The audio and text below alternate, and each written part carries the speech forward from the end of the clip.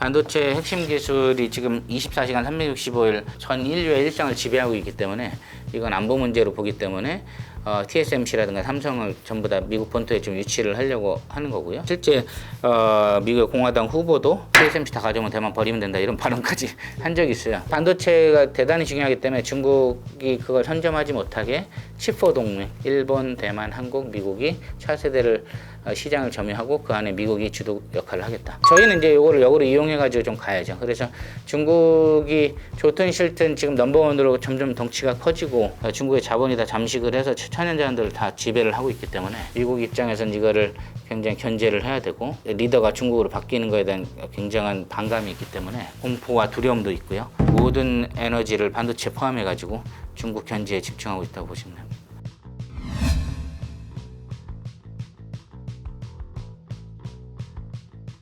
특별한 경제 강의 머니 특강. 안녕하세요 주식 초등학교 여러분, 저는 오늘의 특강을 맡은 김영준 국방대학교 교수입니다. 99%는 중국이라고 보시면 됩니다. 99%는 중국은 이 미국이 세워놓은 이 질서 판 자체를 다 뒤흔들어 버릴 수 있는 거고요. 러시아랑 중국이 워낙에 좀 달라요. 러시아는 다극 질서를 원해요. 미국은 너네 소위 지역을 해라. 유럽하고 이쪽은 내 구역이다. 중국은 중국 구역. 패권들이 각자 지배하는 다극 질서를 가자라는 게 러시아인데, 중국은 미국이 세운 질서 안에서 넘버 원 혹은 넘버 투를 인정받고 싶어요. 근데 미국은 그럴 수 없죠. 그렇기 때문에 중국 자체가 자유민주주의가 아니니까. 그렇기 때문에 기본이 흔들려 버리는 거기 때문에 미국은 지정학적 위입 그리고 어떤 그런 경제적 이익, 또 하나는 이 시스템을 유지하기 위한 미국의 역할이 다 붕괴되는 거기 때문에 중국에 집중하는 게 99.9%입니다. 그래서 미국에서 나오는 모든 어떤 독트리나 이런 것들은 전부 다 중국에 집중돼 있어요. 중국을 포괄적인 위협으로 아예 정의를 하고 우리랑 같이 중국을 견제하자고 얘기를 하는 게 동맹국가에 대한 요청이고, 그 안에 대만 문제도 있기 때문에 우리가 이제 조금 고민들을 하고 있는 거죠. 지금 칩4라고 하는 미국의 그 관련한 빌은 굉장히 초당적입니다. 트럼프가 돼도 계속 갈 거고요. 반도체 핵심 기술이 지금 24시간 365일 전 인류의 일상을 지배하고 있기 때문에 이건 안보 문제로 보기 때문에 TSMC라든가 삼성을 전부 다 미국 본토에 좀 유치를 하려고 하는 거고요. 그 안에서 음모 이론들도 있죠. 소위 말해 TSMC 다 가져가면 대만 버리는 거 아니냐.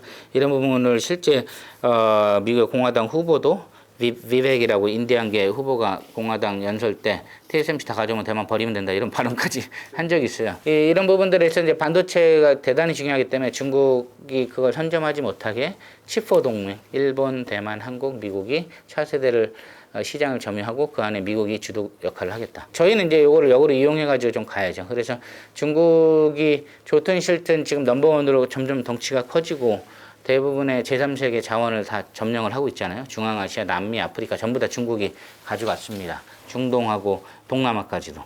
중국의 자본이 다 잠식을 해서 천연자원들을 다 지배를 하고 있기 때문에 미국 입장에서는 이거를 굉장히 견제를 해야 되고, 이 시스템 자체가 리더가 중국으로 바뀌는 것에 대한 굉장한 반감이 있기 때문에 공포와 두려움도 있고요.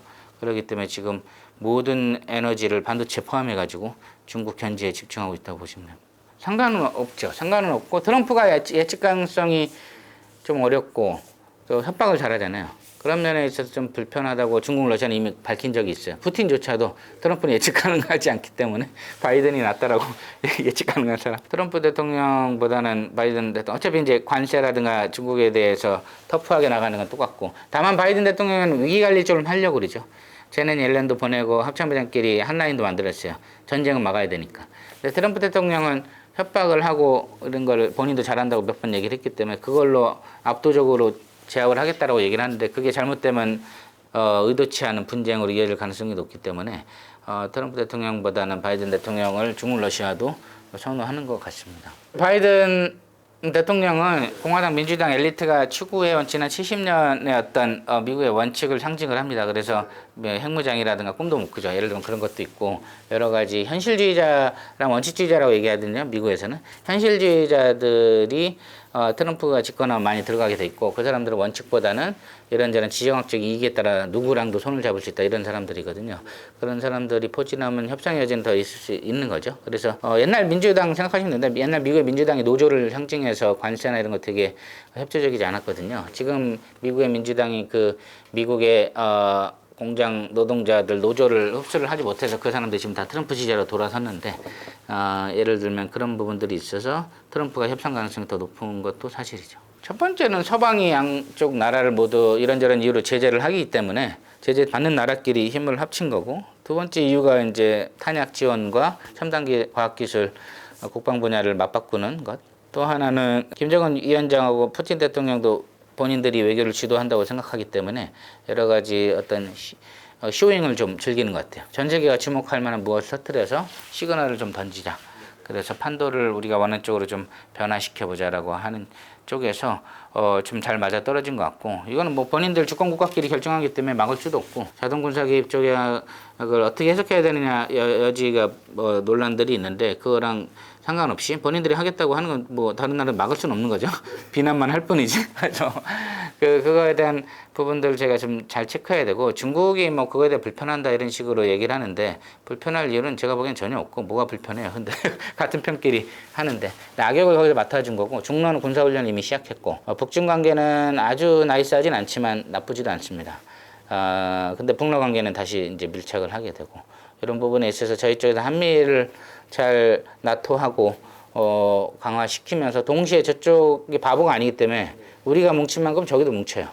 그 수위 조절이랑 외교적인 수를 발휘해야 돼요. 우리만 뭉치고 우리만 세지고 우리만 강해지는 게 아니고, 그거에 맞춰서 상대방도 세지고 강해지고. 소위 말해서 한미연합훈련 우리가 한다고 당연하게 믿는데, 북중이나 북러 간의 연합훈련 70년간 한 번도 안 했거든요. 근데 우리가 북한 땅에서 러시아군이 들어와서 서울을 핵타격하는 훈련을 해도 막을 수가 없잖아요. 또 북한군이 베이징에 가서 사이버 타격 훈련, 평택 공격하는 거 해도 우리가 막을 수는 없어요. 근데 여태까지 안 했거든요. 안 한 걸 하게 되면 이제 동북아시아 게임 지형이 바뀌는 거죠. 이건 북한이 핵실험 한두 번 더 하는 게 중요한 게 아니고, 안 했던 걸 하기 시작하면 우리 쪽에서도 강대강구도로 계속 갈 건지 아니 외교로 풀 건지, 이거에 대한 고민들이 좀 모색돼야 되고, 지금 현재는 11월에 트럼프 대통령이 오냐 마냐에 따라서 판세가 급변하기 때문에 일단 그걸 지켜본 다음에 이런 구도가 강화될지, 아니면 트럼프 방식대로 북러와 어떤 여러 가지 협상의 딜을 1, 2년 차에 이뤄낼지 저희가 좀 봐야 됩니다. 러시아는 큰 나라이기 때문에 북한 말고도 같이 손잡고 일할 사람들은 많아요. 북한한테 러시아는 다르죠. 한국과 미국 관계랑 같아요. 미국은 한국 말고 많잖아요. 한국은 미국이 압도적으로 중요하지만, 그렇기 때문에 김정은 위원장이 평양 공항까지 나가서 손 흔들 때 푸틴이 러시아 공항 나와서 손 흔들지는 저는 모르겠는데, 이게 국력에 따라 달라요. 국력에 따라 다르고, 김정은 위원장은 이거 자체는 즐기는 것 같아요. 트럼프 대통령하고도 맞상대에 떴고, 그렇죠? 푸틴하고도 저렇게 맞상대에 뜰 수 있는 사람이 많지 않고, 예. 그런 면에서 김정은 자기의 외교적 위상이 올라간 것 자체가 계속 국제 무대에서 스포트라이트를 받는 것 자체가 일단 성공한 겁니다. 그래서 그 안에서 내부적인 조치는 자기들이 서면으로 약속만 한 거지, 실제 어느 정도 갈지는 여러 가지 국제 상황을 보고 본인들이 결정할 문제이기 때문에, 우리가 너무 교조적으로 생각하는데 문서에 썼다고 다 지키지 않아요. 나라끼리는 바로 다음날 쓰레기통에 가는 경우도 많고, 그렇기 때문에 현재 뭘 약속했는지를 보지 말고 지금 앞으로 이런 것들이 어떻게 펼쳐질지, 우리가 어떻게 해야 쟤네가 어떻게 나올지, 우리가 어느 정도 수위 조절을 해야 되고, 물 밑에서 뭘 해야 되고, 이런 것들을 좀 같이 봐야 됩니다. 세계를 리더하는 나라 중에 하나로 같이 가주길 바라는 것 같아요. 엄청난 기회예요. 제가 보기에 동등한 건 없고, 소위 말해서 앵글로색슨 국가랑 프랑스, 독일, 일본 정도랑 자기가 세계 질서를 꾸려왔잖아요. 그런데 한국도 이제 국력이 커지고 미국의 힘이 점점 줄어드니까 우리한테까지 글로벌 룰 세팅 플레이로 와달라고 얘기를 한 거죠. 우리는 글로벌 시스템 안에서 열심히 살아와서 여기까지 올라왔어요. 근데 이 룰을 만드는 사람에 우리를 껴주려고 해요. 지금 그건 엄청난 기회입니다. 엄청난 기회고, 룰을 정하는 사람과 룰 안에서 열심히 뛰는 사람은, 스포츠 아시는 분들은 알겠지만, 룰을 정하는 자리에 가기 위해서는 소위 말해 그들이 생각하는 정도의 위상으로 올라와야 소위 편입을 시켜주는데, 지금 다행인지 몰라도 미국이 약해져서 우리나라한테까지 손을 뻗쳤고, 우리나라는 이걸 발판으로 해서 뛰어 올라가야 됩니다. 그러려면 공짜는 없어요. 우리가 당장 이익이 없는 것도 많이 해야 돼요. 베푸는 나라. 현재까지 우리 이미지는 열심히 살아서 자기 혼자 잘 먹고 잘 사는 나라가 끝이에요.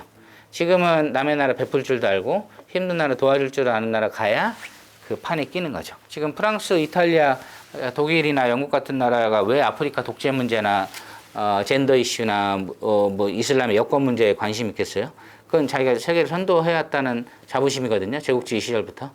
런던의 웨스트민스터나 백악관에 가면 파리에 가면은 아프리카의 독재 문제 해결해 달라고 시위가 엄청 많아요. 우리가 보기엔 자기 나라에서 시위하지 왜 여기 와서. 근데 세계의 문제를 해결해 주는 리더 국가라는 게 분명히 있거든요.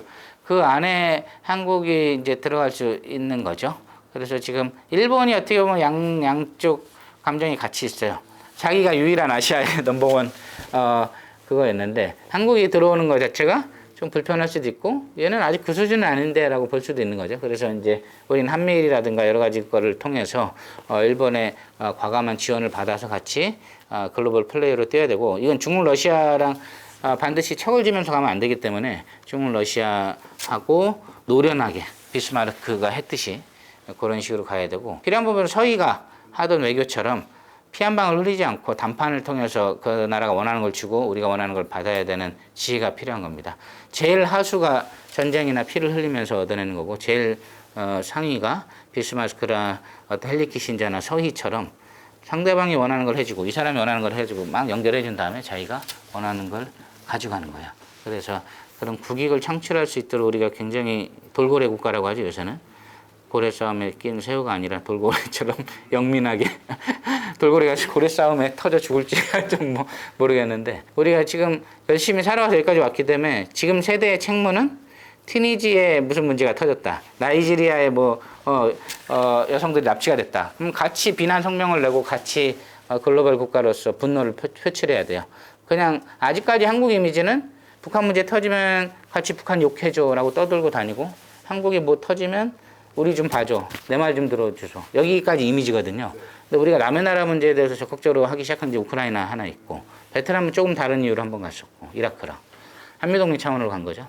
근데 우리가 글로벌 문제에 목소리를 내면서 이런 경제력과 문화력으로 지금 세계 리딩 국가로 가야 됩니다. 그러기 위해서는 글로벌 시티즌십. 지금 젊은 분들은 다 글로벌 시민으로서 젠더 이슈나 기후변화 문제에 다 민감하잖아요.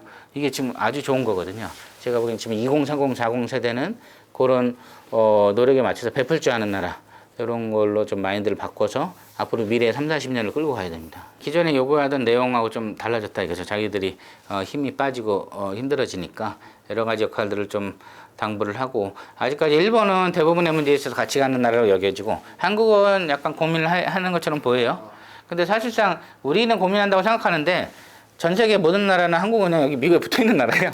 주한미군, 주일미군, 주동미군이 제일 많거든요. 전 세계에서 미군 규모가. 우리가 반반이라고 생각하지 전 세계 모든 나라는 한국, 미국 편이라고 생각하고 있어요. 그러니까 고민할 필요 없이 결정하면 됩니다. 미국 편이야, 중국 편이야 아니고 미국이 세운 시스템의 수혜자이기 때문에 이 시스템, 이 국제 자유주의 국제 질서라고 우리 무역으로 먹고 살았잖아요. 이 무역이 끊길 수 있어요. 이 무역을 당연하게 여기면 안 되고 지난 7, 80년 동안 활성화된 거기 때문에 이런 체제를 수호하려는 수호자로서 지금 수혜 국가에서 수호하는 수호자 가디언으로 지금 격상됐다. 그래서 지금 시스템을 같이 미국과 일본과 유럽 국가들하고 이 시스템을 지켜나가야 되는 국가로 역할을 좀 해야 된다. 이렇게.